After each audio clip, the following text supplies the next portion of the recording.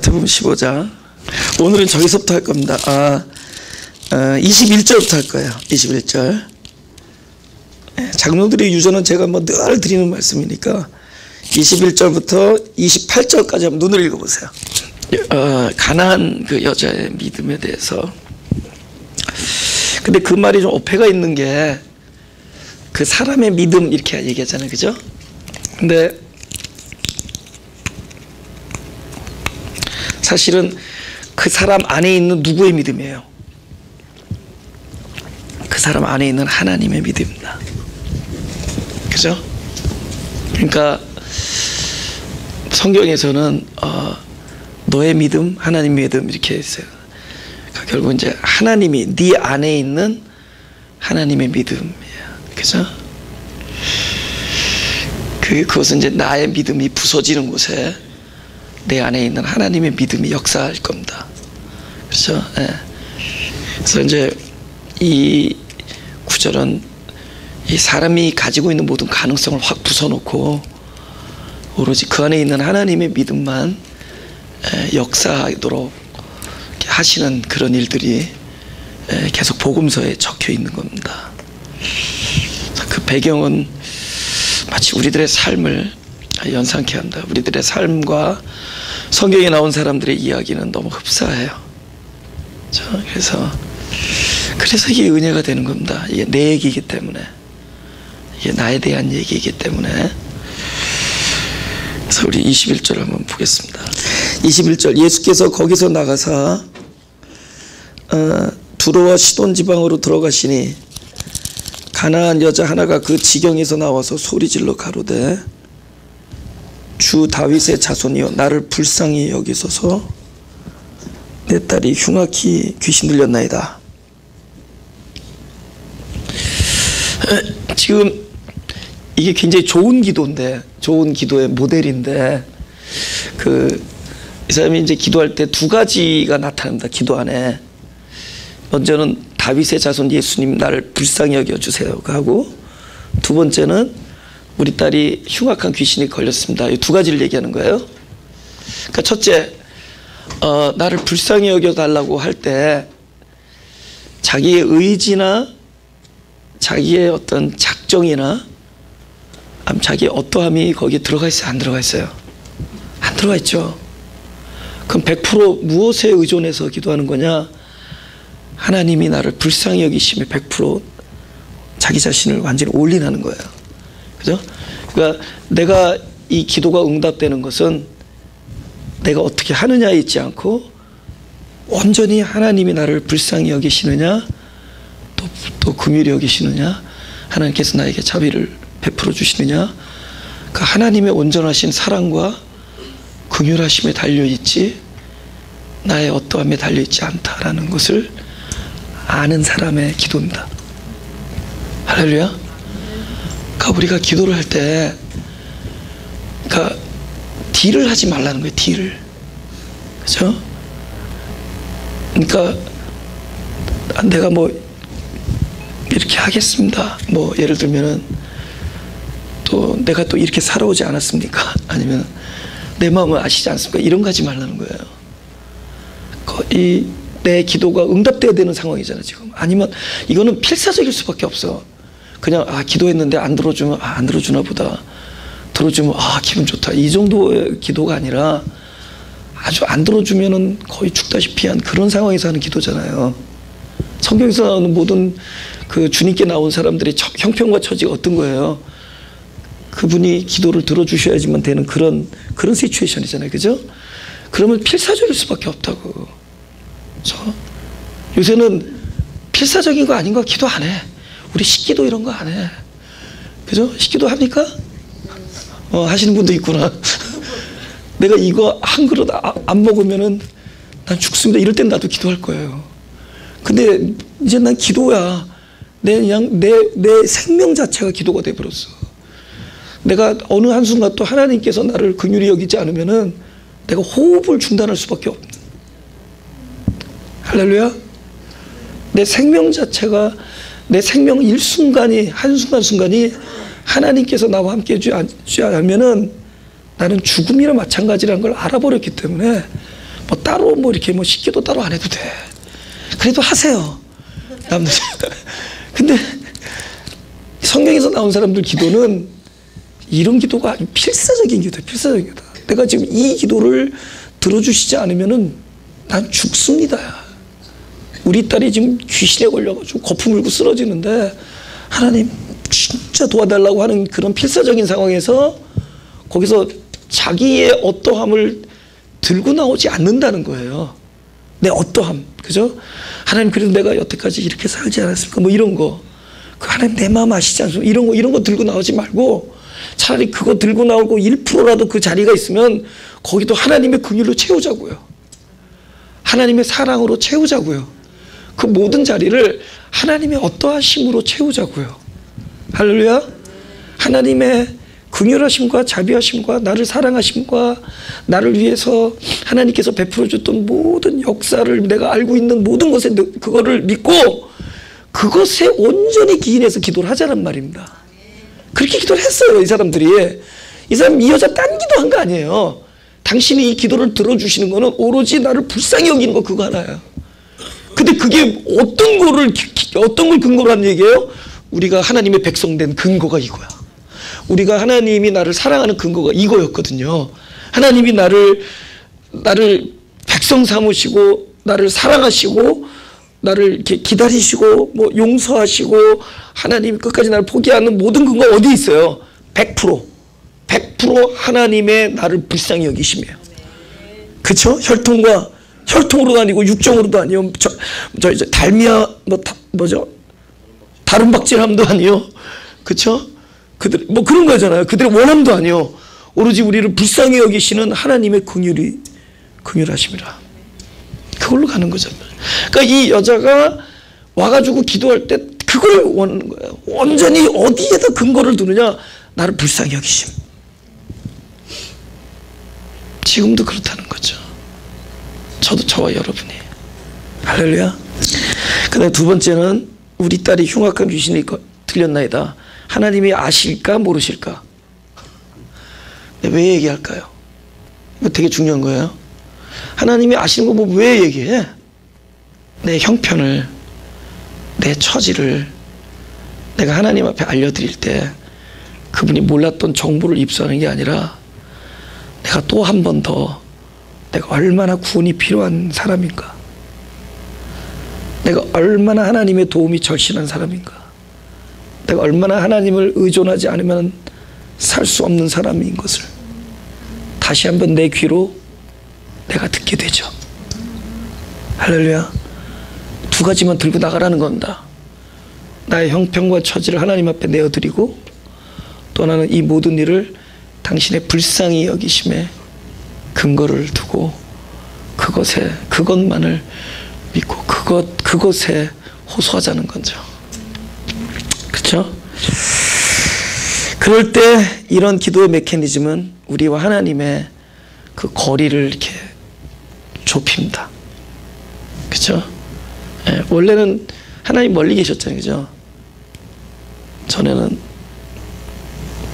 가까이 범접할 수 없는 구름으로 빡빡 찬 산에 사람이 들어오면 막 큰 괴성이 나면서 감히 접근할 수 없는 곳에 홀로 계셨던 분이 이제는 점점 나랑 가까워지는 게 우리 신앙의 머추리티, 우리의 신앙의 성숙은 하나님과 나와의 간격이 점점 없어지는 거잖아요. 그죠?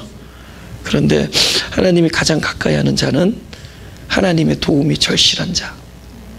그분의 손이 나한테 닿아야만 돼. 멀리 있으면 내 손이 닿지가 않잖아요. 그러니까 나는 뻗을 수 없으니까 하나님의 도움이 이렇게 나한테까지 미쳐야 되는 자. 그러니까 하나님, 내가 분명히 교회까지 들어가면은 당신에게 가는 걸 아는데 들어갈 힘이 하나도 없는 거예요.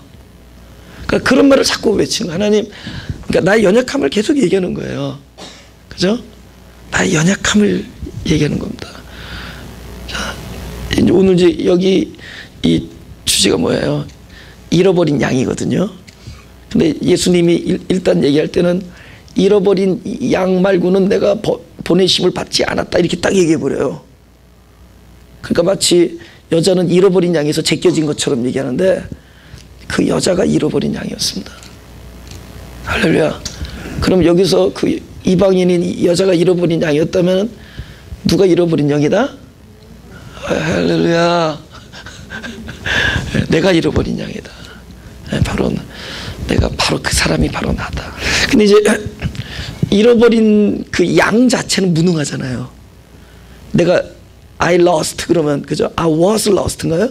내가 잃어버렸다 그러면 어떻게 돼요?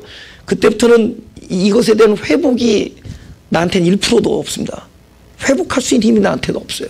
내가 잃어버렸다면은 이제부터는 나에 대해서 도움을 줄 수 있는 어떤 분에 의해서만 가려져요. 그렇게 되는 거잖아요. 그러니까 그때부터는 철저히 나의 능력이 아니라 어떤 분의 어떠하심 때문에만 내가 살 수가 있어요. 그런 존재잖아요, 우리가. 에? 그러니까 이 여자가 언제 하나님과 가까워지냐면은 하나님 기다리십시오. 내가 달려갈게요 하는 사람보다 하나님께 가까이 가고 싶은데 가까이 갈 수가 없다고 호소하는 사람일수록 더 하나님과 가까워져요. 그럼 어떻게 되는 거예요? 그분이 오니까. 그분이 볼 때 안 오시면 안 되니까. 하필 예수님이 야 여기 들어가 내가 여기서 봐줄게 이러지 않았단 말이에요. 그 베데스다 앞에서 38년 동안 못 들어가는 병자에게 그래 내가 너 업어서 내가 데려다 이러지도 않았단 말이에요. 한 발짝도 움직이지 못하니까 아예 답답하신 하늘나라가 찾아오셨습니다. 아멘. 하늘나라가 너무 치근한 거야. 하늘나라 입장에서 보니까 저거 꼼짝달싹 할 수 없거든. 그 손이 뻗치는 거야. 그래서 우리가 우리의 연약함을 하나님께 내어드릴수록 하나님과의 거리는 점점 가까워지는 거예요. 연약한 자가 사실은 가장 강한 자예요. 제가 잔디 얘기 자꾸 해서 그러는데 오늘도 내가 어디만 물 줬는 줄 아세요? 딴 데 물 안 줘. 그 연약한 동네가 있어. 이상하게 막 누래지는 데가 있어요. 거기만 관심을 가. 거기만 막 물을 주는 거예요. 사실 오늘 물 주면 파인 내는 날이거든요. 근데 I was so fine to do that. 너무 사랑하니까 내가 파인을 겁내지 아니하고 내가 파인 되기 위해서 그 약한 부분을 물을 줘서 나가서 딴 데는 뭐 주면은 벌금 내니까 스프링클러 안 틀고 거기 그 마른 데가 있어. 거기는 이제 아마 스프링클러 물이 안 갔나 봐. 거기만 누렇게 죽더라고요. 근데 거기만 내가 주는 거야.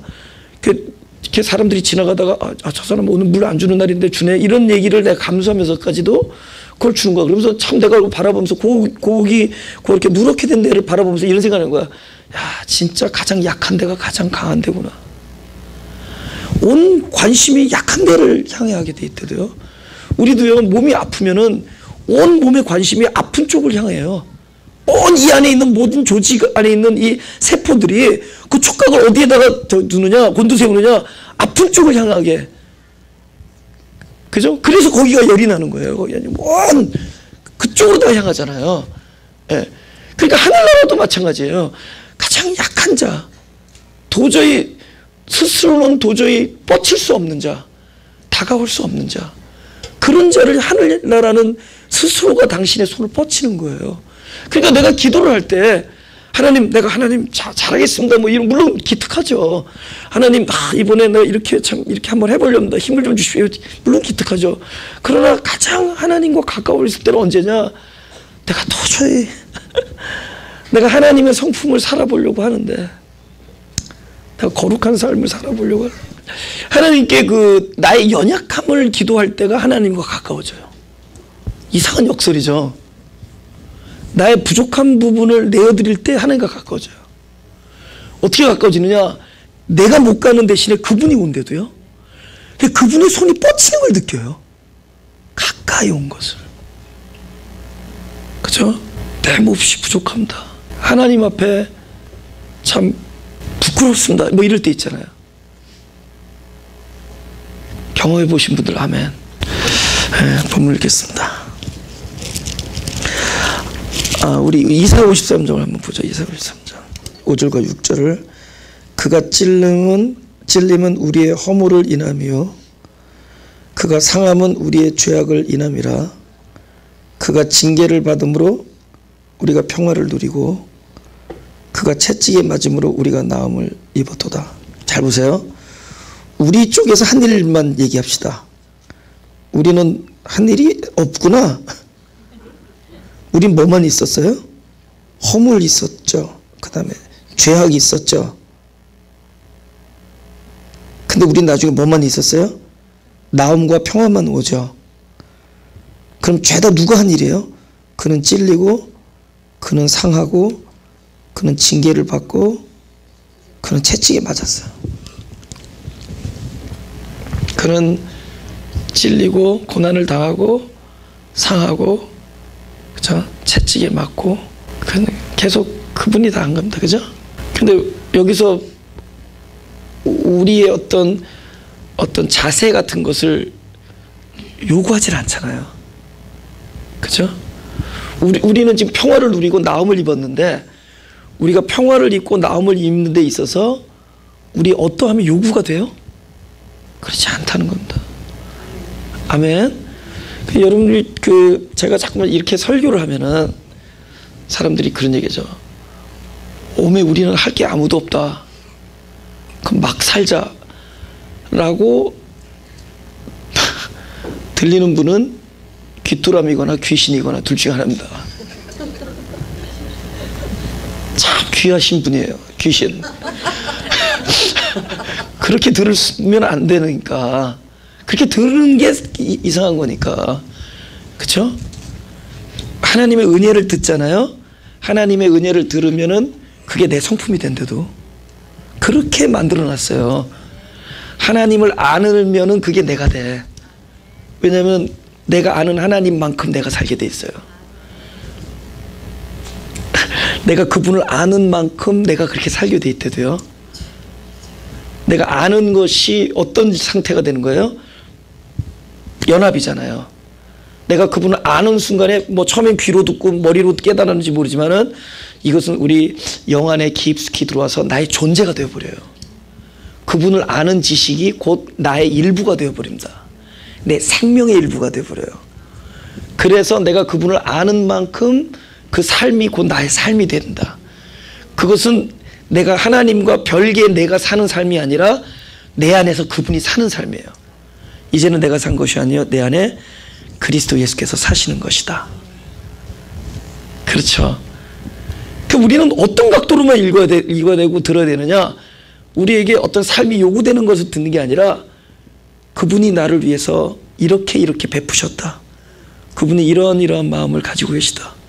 그분이 아직도 이렇게 나를 바라보신다. 그분이 이렇게 나에게 이렇게 삶을 살기를 뜻하고 계신다. 그러니까 살게 하시려는 뜻을 가지고 계신다. 그러기 위해서 그분께서 이렇게 고난 당하셨다. 할렐루야.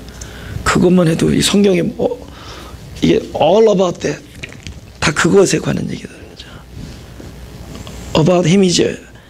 about how I live가 아니라 how to live 이런 게 아니에요. 내가 어떻게 살아가느냐가 아니라 그분이 어떻게 나를 사랑했느냐는 이야기가 들어있다는 거죠.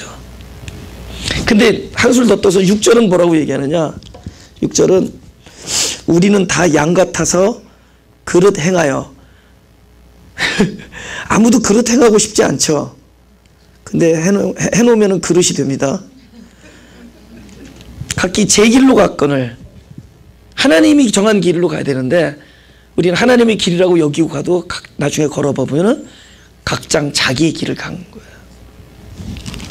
이 이사야가 그때 당대 어떤 특정한 사람을 두고 얘기한 거 아니죠?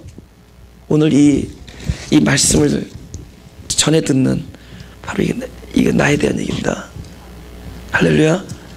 나의 죄악과 나의 허물과 이런 걸로 인해서 그분 찔림을 당하고 고난을 당하고 채찍에 맞았는데 나는 평화와 나음을 입었다.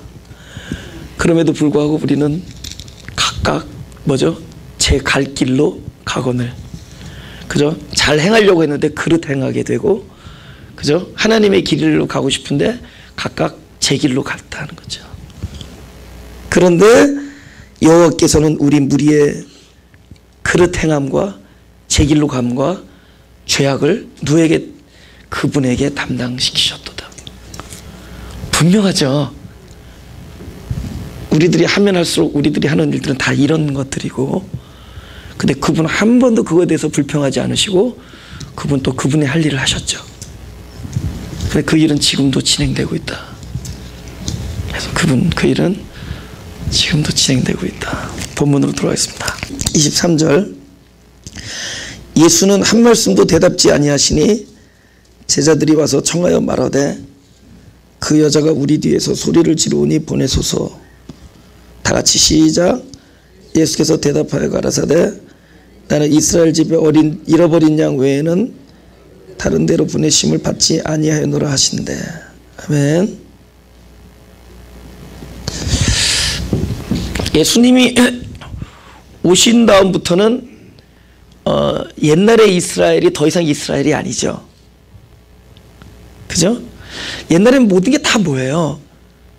진짜의 그림자들이잖아요. 진짜가 올 것의 그림자들이었잖아요. 그럼 예수님께서 그 이스라엘 백성을 세운 것은 진짜 이스라엘 백성들의 그림자들이에요. 누가 이스라엘 백성이에요? 내 안에서 하나님이 이스라엘 된 거예요. 내 안에서 하나님이 나를 다스리는 자, 하나님이 나의 생명이 되신 자. 그렇죠? 그 환도뼈 꺾여가지고 하나님이 져줬잖아요. 그죠? 당신이 환도뼈 다 치고 나서 너무 불쌍하니까 하나님이 져주잖아요. 그죠? 야, 네가 이겼다. 내가 너를 보니까 너무 불쌍해서 너를 못 놓고 가겠다. 너무 불쌍해서 내가 네 안에 들어가서 너의 생명이 되겠다.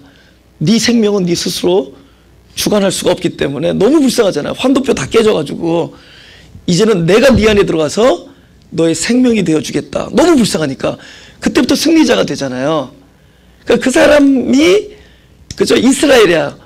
그러니까 그 이스라엘은 어떻게 돼야 돼요? 예수님께서 이 땅에 오셔서 대속제물이 되시고 우리들의 죄를 사하시고, 그럼 죄를 사하시면 뭐가 형성이 되죠? 우리들이 깨끗해지니까 이제는 누가 들어와서 살 수 있어? 가장 깨끗하신 분이 들어와서 살 수 있는 그릇이 되죠. 왜 대속제물이 됐겠어요? 우리를 죄사함을 주려는 거예요. 죄사함을 주는 게 끝나는 게, 죄사함을 주는 게 끝나는 게 아니라 진짜 목적을 달성하기 위해서 죄사함을 준 것은 우리를 깨끗하게 한 거예요. 깨끗하게 한 것은 가장 깨끗하신 분이 들어와서 사시려고 그러는 거예요. 그쵸? 거룩한 것을 개나 돼지에게 주지 아니하고 그저 가장 깨끗하게 우리를 만들어 놓은 거예요. 그 그릇을. 그리고는 십자가에서 우리를 깨끗하게 하시고는 뭐 당신의 육신을 떠나서 당신의 집을 어디에다 거처를 두었느냐? 가장 깨끗하게 만들어 놓은 우리들의 영 안에 오셔서 나의 생명이 되어 주셨어요. 그것이 곧 하늘나라가 되는 거예요. 그때부터 뭐예요? 그 사람이 이스라엘이죠. 그게 목적이, 하나님의 목적 뭐예요? 우리 안에 들어와서 나와 하나가 되는 거죠. 하늘나라가 내 안에 오시는 거죠. 내 안에 하늘나라를 만드는 거죠. 그러니까 옛날에 말했던 땅들은 뭐예요? 진짜 내 안에 하나님께서 만드시려는 새 땅과 새 하늘의 그림자일 뿐이죠. 그러니 유대 백성들이 뭐예요? 그림자예요. 참 이스라엘 백성의 그림자란 말이에요. 예수님께서 내가 이스라엘의 잃어버린 양, 그죠? 이스라엘 잃어버린 양에게 보내심을 받았다 이거잖아요. 그러니까 이제는 이스라엘의 잃어버린 양 중에 이 여인이 속하는 겁니다. 더 이상 그림자 이스라엘이 아니라 표면적 이스라엘이 아니라 이제는 내면적, 이면적, 실제적 이스라엘이 되는 시대가 왔기 때문에. 예수님이 헛소리 하시는 분이 아니죠. 예수님이 왜 그렇게 얘기하겠어요? 예수님은 바로 눈앞에 있는 가장 불쌍해 보이지만 동네 사람들이 개라고 여겼던 이방인이었지만 그 이방인, 개 취급받던 이방인이 지금 예수님 앞에서 이스라엘의 잃어버린 양, 바로 그 잃어버린 한 마리의 양이 되는 놀라운 자리가 이 자리라는 겁니다. 할렐루야. 다 그림자야, 그림자.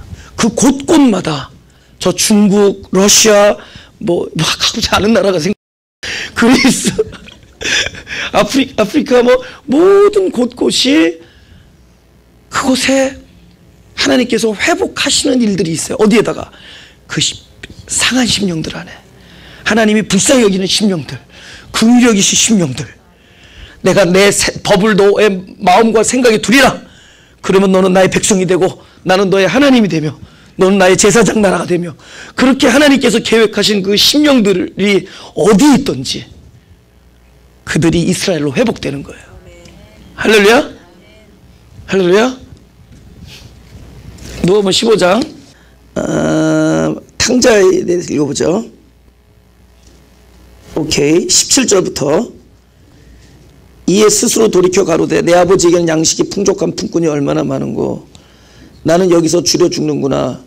내가 일어나 아버지께 가서 이르기를 아버지여 내가 하늘과 아버지께 죄를 얻었사오니 지금부터는 아버지의 아들이라 일컬음을 감당치 못하겠나이다. 나를 품꾼의 하나로 보소서 하리라 하고 이에 일어나서 아버지께로 돌아가니라. 아직도 상고가 먼데 아버지가 저를 보고 치근히 여겨 달려가 목을 안고 입을 맞추니 아들이 가로되 아버지여 내가 하늘과 아버지께 죄를 얻었사오니 지금부터는 아버지의 아들이라 일컬음을 감당치 못하겠나이다 하나. 이제 아버지의 이제 사역이 나오죠. 아버지는 종들에게 이르되 제일 좋은 옷을 에어다가 입히고, 그리스도인 거 알죠? 좋은 옷. 이 원어에는 그 옷이라, 그 옷. 그러니까 그 옷이 정해져 있었어요. 미리 그 옷은 예비되어 있었어요. 이 옷 중에서 좋은 걸 하나 가져오라 이 뜻이 아니라 제일 좋은 그 옷을 가져다가 그 관사했습니다. 그러니까 이건 그리스도를 얘기하는 거예요. 입히고 손에 가락지를 끼우고 발에 신을 신기라. 그리고 살진 송아지를 끌어다가 잡으라. 우리가 먹고 즐기자. 24절 다 같이 시작. 이 내 아들은 죽었다가 다시 살아났으며 내가 잃었다가 다시 얻었노라 하니 저희가 즐거워하더라. 와, 그죠?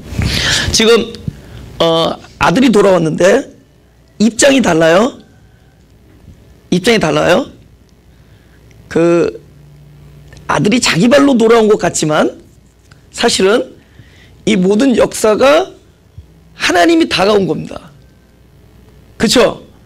아니 그 결정적인 순간에 오로지 부를 이름이 뭐만 남았어요? 아버지 집밖에 없었어요. 그러니까 그렇게 정해놨어요.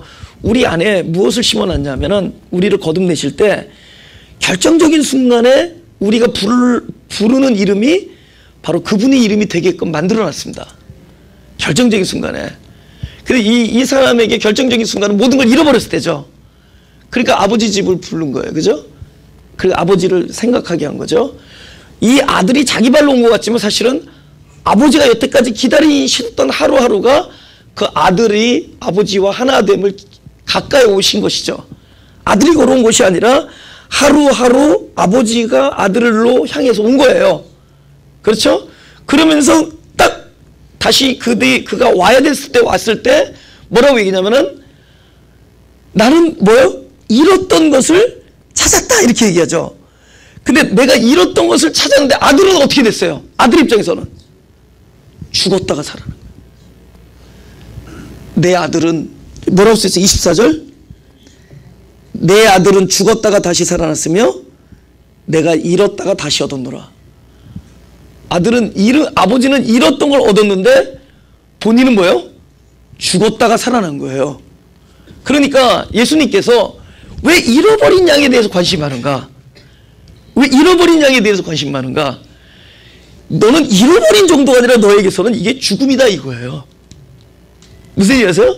그분이 항상 내가 잃은 양, 잃은 드라크마, 잃은 아들, 이 모든 그분의 입장에서 잃었다고 하지. 그죠? 근데 그게 본인에게는 어느 정도냐? 그분에게 잃은 것이 우리에게는 죽음이라는 거예요.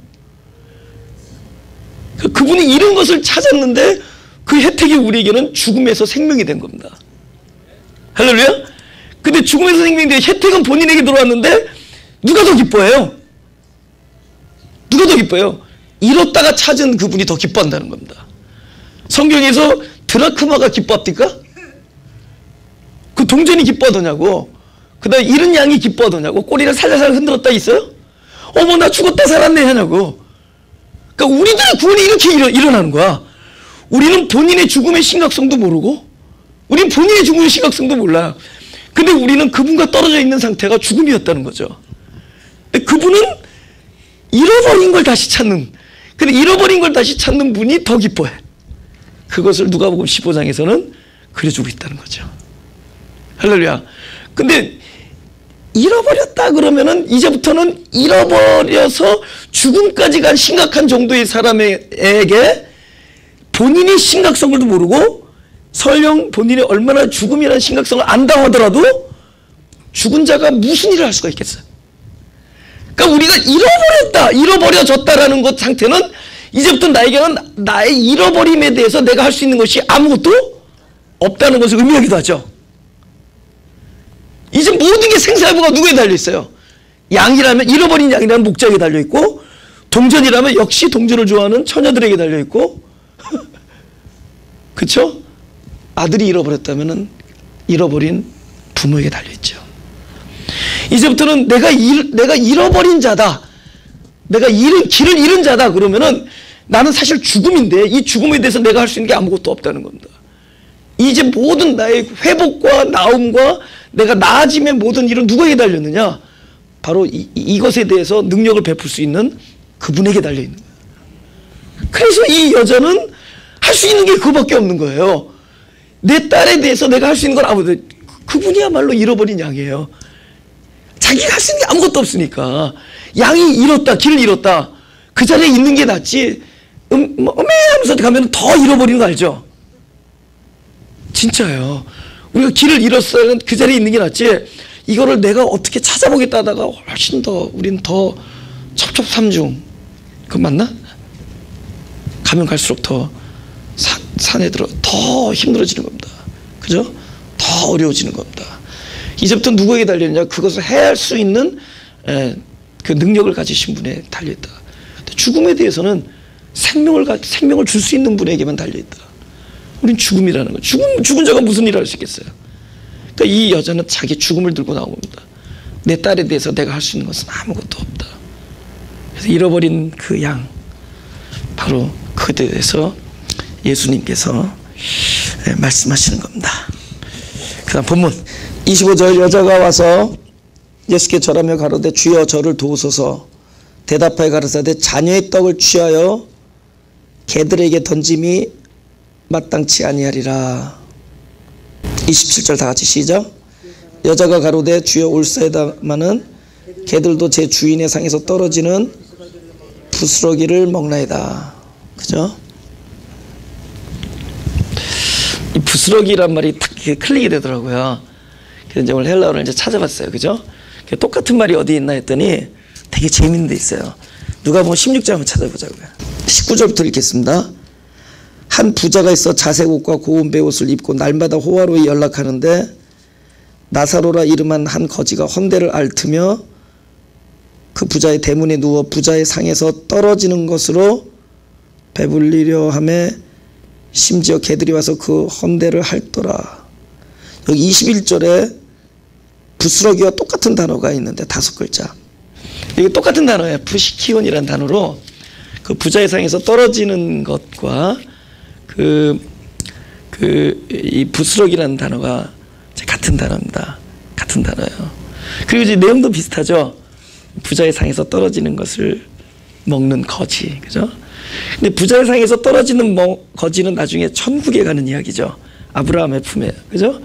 그 다음에 이쪽은 그 강을 건너 더 이렇게, 여긴 지옥이라고 표현했나요? 이제 그 다음 이제 계속 읽겠습니다. 예. 음부라군요. 음부, 그죠? 그죠? 22절 이에 그 거지가 죽어 천사들에게 받들려 아브라함의 품에 들어가고 부자도 죽어 장사되매 저가 음부에서 고통 중에 눈을 들어 멀리 아브라함과 그의 품에 있는 나사로를 보고 불러가로되 아버지 아브라함이 나를 긍휼히 여기사 나사로를 보내어 그 손가락 끝에 물을 찍어 내 혀를 서늘하게 하소서. 내가 이 불꽃 가운데 고민하나이다. 아브라함이 가로되 예 너는 살았을 때 내 좋은 것을 받았고 나사로는 고난을 받았으니 이것을 기억하라. 이제 저는 여기서 위로를 받고 너는 고민을 받느니라. 나사로가 부스러기를 먹는 일을 여기서 뭐라고 표현했느냐? 저는 살아있을 때 고난을 받죠, 그죠? 그러니까 나사로가 이제 부스러기만 먹고서 부스러기 상에서 떨어지는 부스러기를 먹고 산 그 삶을 어떻게 표현하냐면 이 사람은 살았을 때 고난을 받았다 이렇게 얘기합니다, 그죠? 이 사람은 살았을 때 고난을 받았다.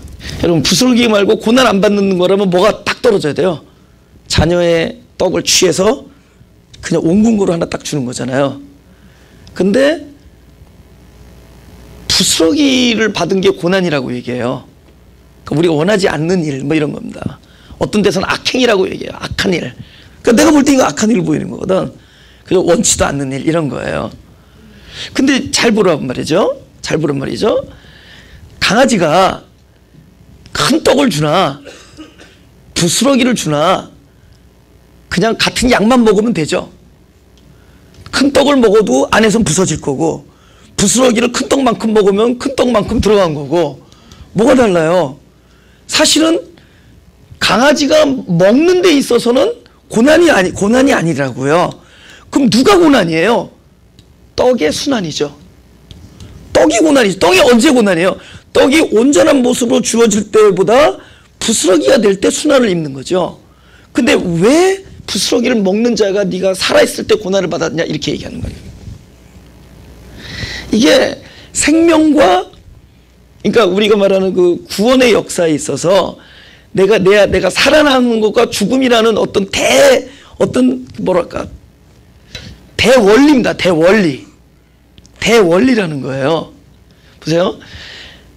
하늘의 미랄이 떨어져 그대로 있으면은 그렇죠? 죽지 않으면 진짜 하늘의 미랄이 땅에 떨어져 죽지 않으면 하늘 그대로 있고 죽으면 많은 열매를 맺느니라 이런 거 있죠. 요한복음 12장 크리스마스 이브 12장 24절이죠. 그죠? 내가 밭이란 말이죠. 우리는 씨앗이 아니에요. 내가 밭인데 우리 생명의 역사는 어떻게 되느냐? 항상 내 안에 씨앗 떨어져요. 그래서 우리를 흙으로 만들어서 흙에 씨를 뿌리고 물을 주면 그게 밭이 되는 거죠. 그럼 밭은 농부의 의도가 있는 거예요. 그냥 흙으로 내버려두면 그건 의도가 없는 겁니다. 그건 막 비가 많이 오면 홍수가 나고 장마가 질 수 있어요. 그러나 이곳에 씨를 뿌리고 물을 주고 햇빛을 주면은 이것은 이 땅에 대한 특별한 계획과 의도가 있는 거란 말이에요. 그러니까 우리를 같은 흙으로 지었지만은 하나님의 계획은 우리를 밭으로 만드는 거죠. 어떻게 하심으로? 끊임없이 우리에게 씨앗을 뿌리는 거예요. 근데 그 씨앗이 누구냐면 본인이 다시 당신이에요. 여기서 말하면 예수 그리스도시고 그분의 생명이셔요. 지금 우리에게 들려오는 말씀이죠. 근데 이것이 열매를 맺기 위해서는 밭이 어떻게 되는 게 아니라 씨앗이 어떻게 되는 거죠. 그러니까 실제로 고난을 받는 건 밭이에요, 씨앗이에요? 씨앗이잖아요. 근데 성경에서는 잉태하는 자의 고통과 해산하는 자의 수고를 이야기한단 말이에요. 여기도 마찬가지란 말이죠. 이 밭인데 잉태한다는 건 뭐예요? 말씀을 듣는 거죠. 말씀을 들어서 우리가 잉태해요. 근데 잉태하는 걸 끝나는 것이 아니라 씨앗이 들어와서 내 밭에서 씨앗이 할 일을 해야 돼요. 그것은 뭐죠? 그 안에서 죽는 거잖아요. 씨앗이 하늘 그대로 있으면 이 밭에서 아무 일도 안 일어나요. 씨앗에서 아무 일도 안 일어나면 나도 아무 일 안 일어나. 그냥 씨앗이 아무 일도 안 일어난 씨앗이 들어있는 밭일 뿐이죠. 그렇죠? 그런데 내가 듣는다, 잉태한다. 들으면서 씨앗이 내 나라는 이 마음 땅에 들어와서 어떤 일이 이루어지면은 그때부터는 그 이루어지는 일로 인해서 누가 해산을 해요? 밭이 해산을 하죠. 여러분 이렇게 남편을 통해서 그 생명의 씨앗이 아내에게 전해지면은 잉태는 아내가 하고 해산의 수고는 아내가 하잖아요. 할렐루야? 똑같아요. 실제로 나는 밭이란 말이에요. 근데 나는 늘 하나님의 말씀을 들으면서 잉태를 합니다. 그리고 씨앗이 들어와서 하나 그대로 있으면은 죽지 않으면 그대로 있는데 그것이 무슨 일을 해요? 어떻게 하면 씨앗이 죽어요. 씨앗이 죽는다는 얘기는 온전함을 포기하고 그래서 늘 어떤 반응을 하는 거야. 계속 썩어지고 아프고 찢어지고 막 그런 일들이 일어나는 거예요.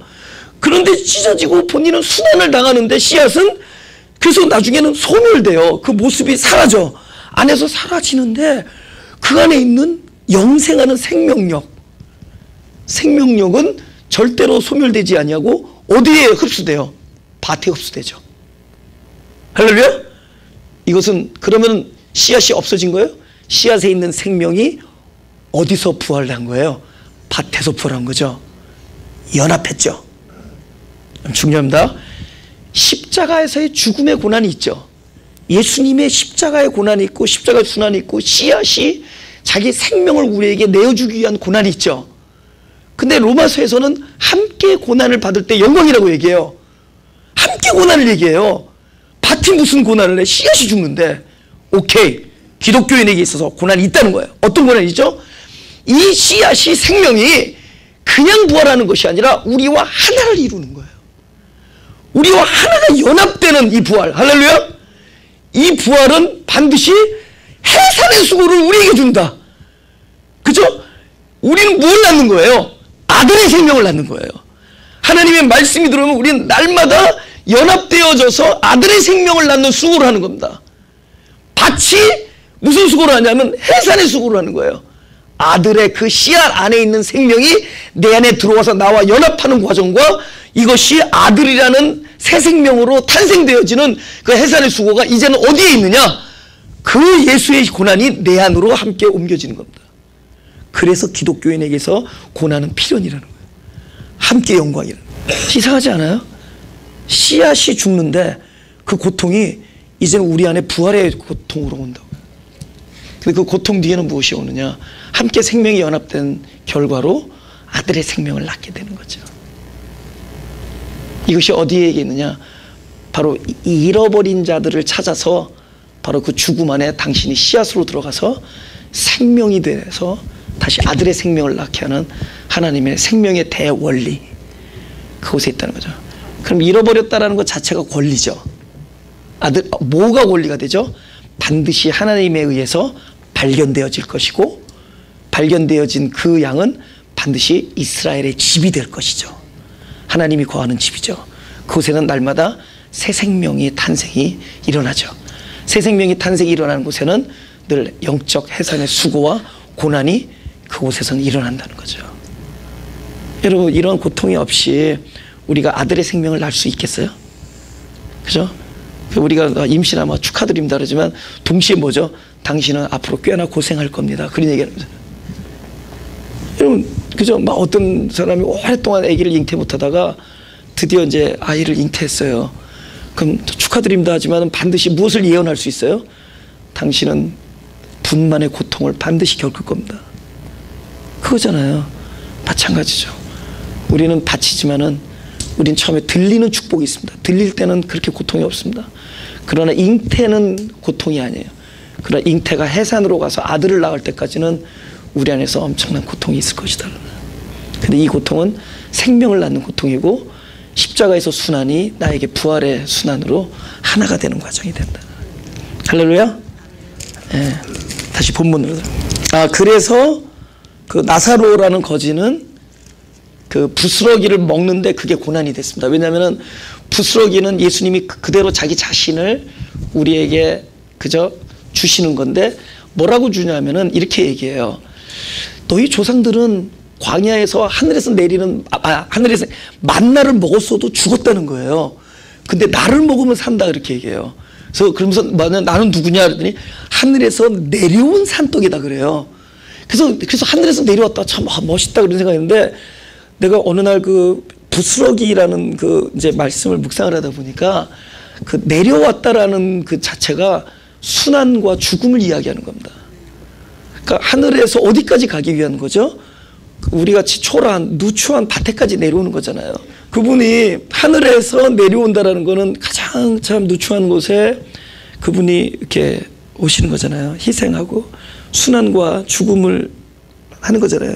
결국 이 상에서 부스러기가 된다는 거는 하나님 당신의 모든 그 온전함을 포기하시고 그 절대성을 비우시고 씨앗이 그대로 있음을 포기하고 그 고난을 마땅히 받아들여서 부스러기가 되는 거예요. 그 순환을 택하는 거예요. 죽음을 택하고. 근데 그 죽음은 항상 어떻게 되는 거죠? 당신 안에서의 그 고집을 포기하니까 그 생명이 어디로 넘어가는 거예요? 진짜 더 약한 곳으로 내려가게 되잖아요. 예수님의 죽음은 어떻게 되냐면 이 안에 있는 영생의 그 조회라는 생명이 따라서 조회, 이 조회라는 생명이 그건 절대로 안 죽잖아요. 나는 길이요 진리요 생명이요 부활이요 뭐 그러잖아요. 그죠? 나는 생명이요 부활이요. 그 생명은 그분은 순환을 겪어서 부스러기가 됐지만 그 안에 있는 생명은 어디로 가냐면은 이것을 먹지 않으면은 안 되는 진짜 죽은 자들한테 가는 거잖아요. 이것이 잃어버린 양을 찾아오신 예수님의 일이잖아요. 그러니까 이거들은 죽었고 예수님이 볼 때는 잃어버린 거잖아요. 그분의 입장에서 잃어버렸고 본인들에게서는 죽었고, 근데 죽은 자에게는 아무런 대책이 없으니까 그들 잃은 자, 우리는 잃어버린 자고 잃은 자가 찾아오신 거잖아요. 잃은 자의 목적은 뭐예요? 우리를 찾기 위해서고, 그분이 잃은 자를 찾았을 때 우리에게 뭐가 일어나는 거예요? 죽음에서 생명으로 넘어가는 거죠. 그는 잃은 자를 찾았고 우리는 죽음에서 생명으로 넘어져요. 근데 죽은 자는 그것에 대해 아무 일도 할 수 없었다가 온전한 은혜로 생명으로 넘어가죠.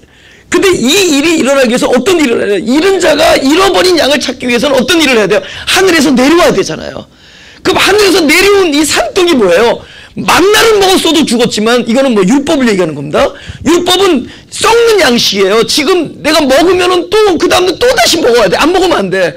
근데 영생하도록 있는 양식, 그것은 뭐예요? 그 양식이 스스로 일을 해요. 죽음과 고난을 스스로 그 안에서 일합니다. 씨앗이 돼서. 그래서 부스러뜨리가 되는 거예요. 본인이 부서지는 겁니다. 우리가 오병이어로 주님의 손 위에 우리의 불능을 올려드리면은 그것을 부풀리는 것이 아니라 그 죽음 위에 본인을 쪼개는 거예요. 하늘에서 내려온 떡이신 본인을 쪼개서, 이 떡은 뭐예요? 죽음이잖아요. 이 죽음에서 부활하는 거예요. 할렐루야?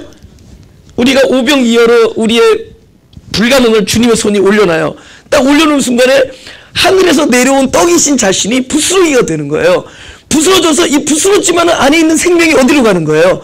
바로 우리의 죽음 위에 가서 이 떡이 마치 부풀려진 것 같지만 사실 누가 살아난 거예요? 하늘에서 내려온 떡이 나의 죽음 위에서 살아난 거예요.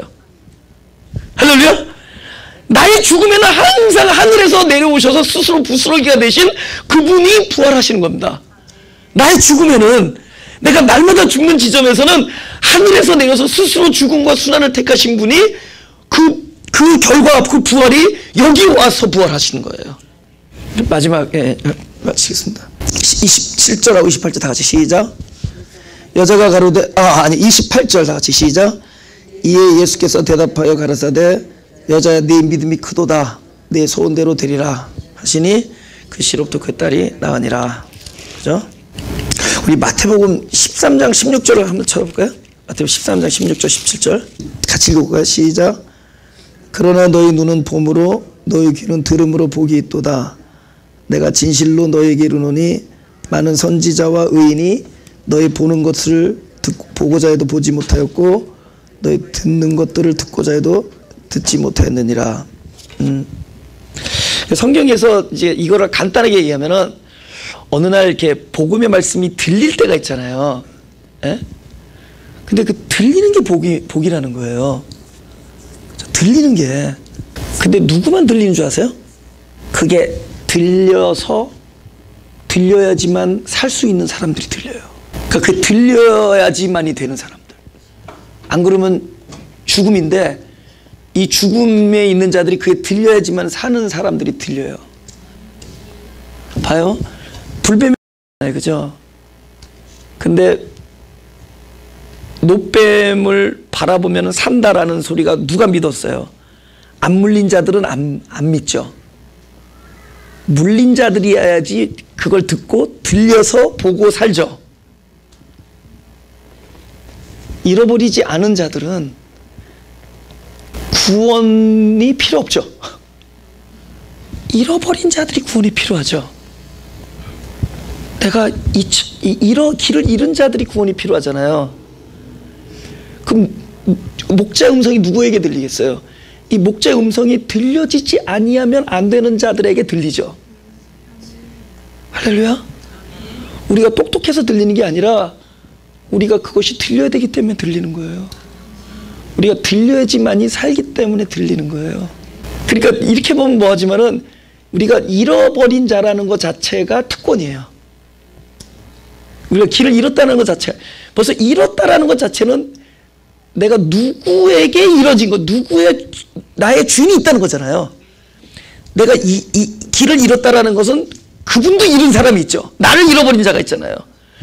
내가 길을 잃었는데 아무도 나를 찾는 사람이 없다. 이게 진짜 비참한 거죠. 근데 내가 길을 잃었는데 나를 찾는 자가 있다라는 것은, 그러니까 내가 벌써 누구에게 있어서는 내 잃어버린 자가 있다라는 것 자체가 나에게는 특권이죠. 예수는 구원자죠. 내가 구원이 필요한 자라는 게 특권이에요. 약간 역설로 내가 죄인이라는 것 자체가 특권이에요. 나에게 주인이 있다는 것이고 잃어버렸다는 것은 나를 찾는 목자가 있다는 것이고 내가 죄인이라는 얘기는 나에게 구원자가 있다는 얘기죠. 되게 중요한 얘기죠. 그러니까 이 들리는 자가 복이 있다는 이 사람이 들리지 않으면 안 되는 사람이기 때문에 오늘 이게 축복이에요. 그러니까 우리가 오병이어라는 것 자체, 내 존재라는 것을 하나님의 손에 올려놓을 수 있다는 게 뭐냐면 그 상태가 벌써 들리는 상태예요. 하나님의 말씀이 나에게 들리는 상태예요. 그렇죠? 근데 그때부터 주님의 손 위에 내가 오병이어로 하나님의 말씀이 들리는 상태는 그때부터 뭐가 되느냐? 하늘로서 내려온 산떡이 스스로 부스러기가 돼요. 나를 위해서. 순환을 당하고 죽으면 씨가 찢어지고 해서 이제는 그 생명이 어디에서 나느냐? 내가 진짜 구원이 필요한 나의 죽음이라는 실존에 그 생명이 와서 살아나. 그분이 나의 생명과 연합되어 살아. 이때 나에게 그 고난이 함께 온다. 뭐요? 아들을 낳는 고난. 그게 아들이에요. 아들의 생명. 근데 이제 오케이 소파 이렇게 됐어요. 그래서 여자가 한 일은 진짜 그 밑에서 예수님의 십자가에 그 부스러기가 되는 그 고난을 통해서 이 여자가 그 잃어버린 양이 찾는 역사가 돼요. 찾아지는 역사가 되고 자기 입장에서는 죽었다가 살아나는 역사가 되죠. 그리고 나서 예수님께서 뭐라 그래요? 뭘 칭찬하죠? 야, 내 믿음이 크도다. 제가 늘 하지만 내 믿음 그러면 뭐가 생략됐다? 내 안에 있는 하나님의 믿음이 크도다예요. 그럼 내 안에 있는 하나님의 믿음, 하나님께서 이 여자에게 베풀어주신 은총이 무엇이냐? 그것이 오늘 결론입니다. 그것이 저와 여러분이 갖고 있는 은총이에요. 여기서 하나도 그 은총에 제외되지 않길 바랍니다. 할렐루야. 우리에게 무슨 요구한 게 아니에요. 이 여자의 믿음에 크도다 이런 이유 때문에 들은 거예요. 첫째, 이 사람의 믿음 그거는 나는 죽은 자이기 때문에 모든 것을 누구의 긍휼하심에 주님의 긍휼하심에 모든 걸 올인했죠.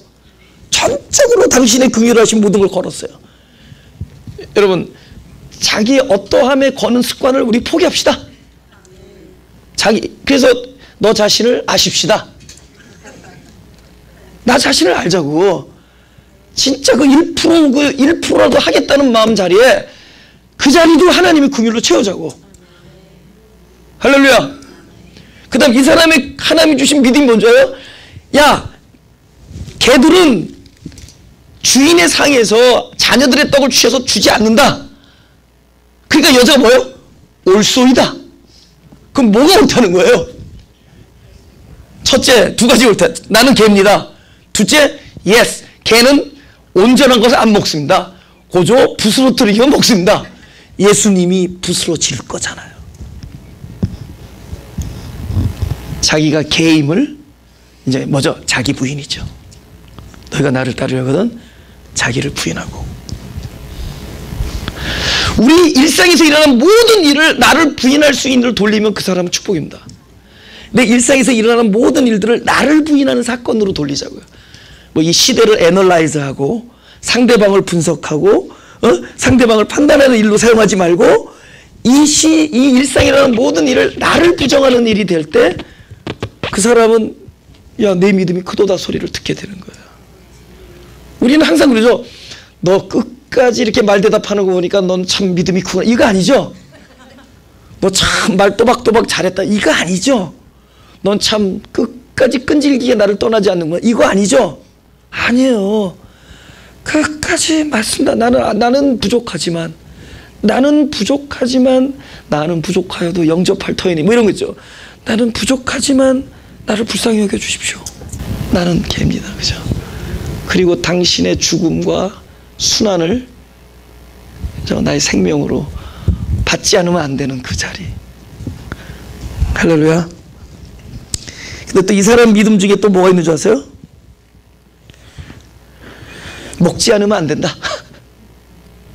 먹어야 된다는 거예요. 그죠?